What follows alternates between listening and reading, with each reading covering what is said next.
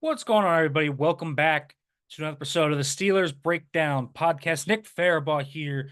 Just got home from the last practice of the week. Make sure to check out Steelers Rewind if you want to see a little bit more of a condensed recap of what I talked to today, heard about, and things like that. But let's talk about the preseason game against the Detroit Lions, what I want to see, and where this thing's kind of going. So Mike Tomlin talked today about what he wants to see and what they need to do specifically for this game to be considered a success. Because obviously, there's no way you could go into the first two games and look at how the Steelers looked and consider that a success. It's just not. It's not logical, right? So the Pittsburgh Steelers looked lethargic and very sloppy on offense. Didn't matter if it was with Justin Fields, didn't really think if it was with Russell Wilson, it was going to be much different, and it wasn't. And then Kyle Allen, too, of course, in that first game.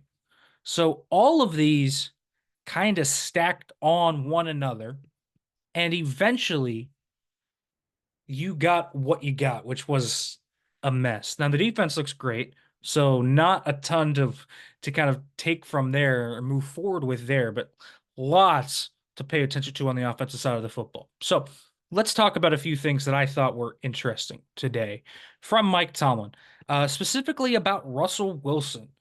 Did not have the full menu of plays for him available against the Bills, which is notable. I mean, it is notable when you can't call a core concept of Arthur Smith's offense, which are PA rollouts, PA boots, etc., etc. These are simply important things that you need in the NFL.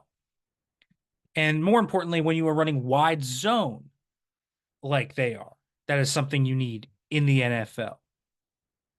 And so the Steelers really need to kind of understand where things are going to be with Russell Wilson. And so this is why it's going to be very important to see how the QB run game works with him, how much mobility he has on those bootlegs.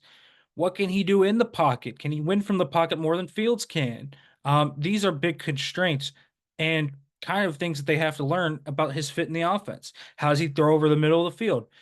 They've already learned, I think, a lot about Justin Fields, specifically in games. I think in practice, you're starting to see a different player than you see out there. I don't think it really matches up. And I think Mike Tomlin also kind of alluded to that today. Like, hey, it doesn't really line up. What you have seen from this guy in games isn't really the same stuff we've seen in practice. We've seen a more decisive version of Justin Fields in practice. He's obviously dynamic, but you have seen a different player.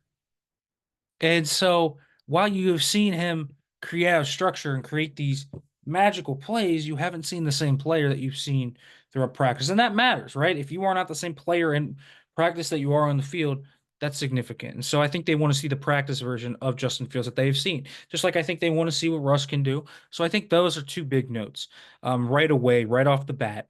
The starters are going to play, so you're going to have an opportunity here. Dress rehearsal time, and we'll see where this goes, where this train goes, because the Steelers are going to need to really evaluate this offense. And then the other thing, obviously, is Broderick Jones. They're not going to deflect away from that criticism, but can he play well? He's had two disastrous games. I mean, he really has been. These performances have been wretched. And so that in and of itself is extremely, extremely important. They need to see him play well. They need to see this guy uh, take a leap. I think that was the one very concerning thing from the preseason. I thought, you can look at a lot of what they did in practice, and you can be very encouraged by that, and you could say it will bounce back, et cetera, et cetera. You can see a lot of this stuff.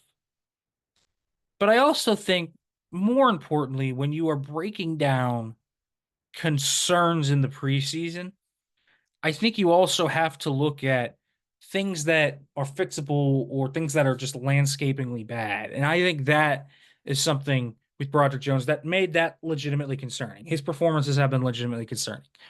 Like, I don't think the offense as a whole, despite their struggles, I don't think the fact that they're just struggling means that it has been overly concerning. So, obviously there are questions about the offense, and I don't really think I said this on Steelers Breakdown on Tuesday. I just don't think if you thought they were going to have questions at quarterback, questions at receiver, I think those kind of showed themselves to be those questions and the weaknesses and why they need another receiver and why they're going to be limited at quarterback this year because they are going to be in some manner.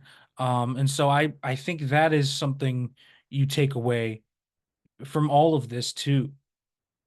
But I think Broderick Jones is, one of those surprising things, and then the way he lost, I think that is concerning. So you want to see that guy play well. So no doubt about it. You want to see Justin Fields, Russell Wilson, and Broderick Jones. I think those are the main three on offense. I think the other guys, I think they'll sort it out. I think you'll see, I'd like to see them pop an explosive run. I think that'd be cool to see. And I'd like to see them try and work Broderick Jones over on the left side, but I'm not sure they're going to do that right now. Even though he's going to play there, obviously, when Falatanu gets back. It seems like Falatanu is going to play at right tackle week 1, and we'll see what Broderick Jones can do. Broderick Jones has a good game. I think he starts week 1 at left tackle, so I think they got to see more there. I also think this slot corner battle is going to be very important for the Steelers. This is the biggest battle I think to watch because we talked about the quarterback competition yesterday. How much of a competition is it really? It might have gotten a little bit more real over the past few weeks, but if Justin Fields has a great game and Russ doesn't, does that mean he'll start week 1? It's going to be really hard to not envision Russell Wilson being the starter against Atlanta. With the slot, it's not really that way at all. They don't have any pole position. Even though Beanie Bishop is listed as the starter, he missed a game against the Bills. There is nothing for sure about this slot cornerback group. Beanie Bishop, I think, had an okay game against the Texans. I don't think he knocked your socks off or anything. I thought he was fine. But I think Thomas Graham has had a really nice camp. I think he played really well against the Bills. So I think there's a lot to be encouraged by when you have watched that guy. I think when you watch Thomas Graham and you see the ball ability, there's the ball skills that he pops. And then you see other things like his ability to come downhill and make TFLs and different things like that. And you look at it and you're like, dude, I mean, there's something there. There's something there with Thomas Graham. And so you want to see these guys duke it out. I am interested to see how they split up first team versus second team, et cetera, et cetera. I'm interested to see how those get divvied up because I'm not convinced that is going to be just one guy with the first team and one guy with the second team. Again, this is an open position. They feel really neck and neck. Thomas Graham has had a really good camp and he's come on very strong.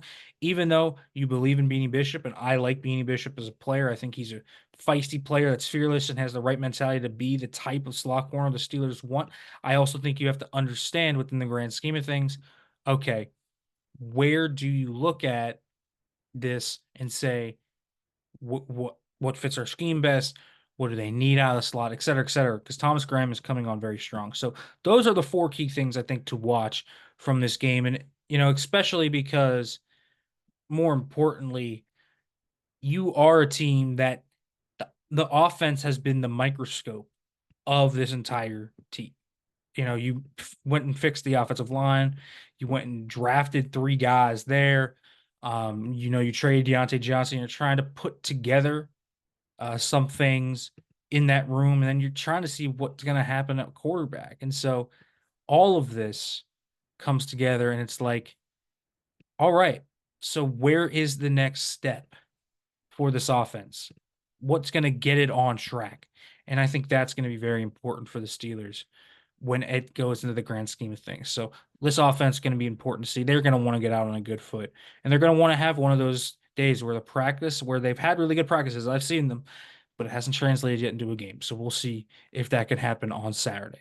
All right, folks, make sure to like, comment, subscribe, turn on the notification bell.